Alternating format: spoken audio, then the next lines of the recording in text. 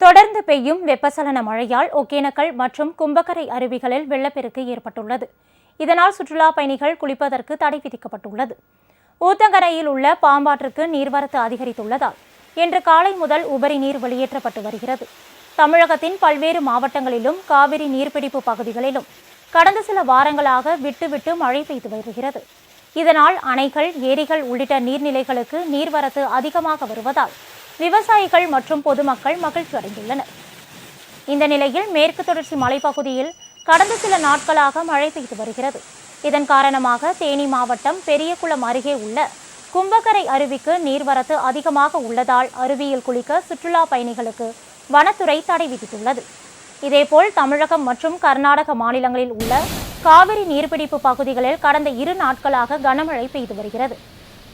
இதனால் ஒகேனக்கல் காவிரியில் நீர்வரத்து அதிகமாக உள்ளது. நேற்று வினாடிக்கு 6000 கன அடியாக வந்து கொண்டிருந்த நீர் இன்று காலை நிலவரப்படி 11000 கன அடியாக அதிகரித்துள்ளது. ஐந்தருவி, மெயின் அருவி, சினிபால்ஸ் மற்றும் பிரதான நீர்வீழ்ச்சியில் தண்ணீர் ஆர்ப்பரித்து கொட்டுவதால் ஒகேனக்கல் அருவியில் சுற்றுலா பயணிகள் குளிக்க தடை விதிக்கப்பட்டுள்ளது. இதனிடையே கிருஷ்ணகிரி மாவட்டத்தில் உள்ள ஊத்தங்கரை சுற்றுவட்டார பகுதிகளில் பெய்து வந்த மழை காரணமாக பாம்பாறு அணை முழு கொள்ளளவை எட்டியுள்ளது.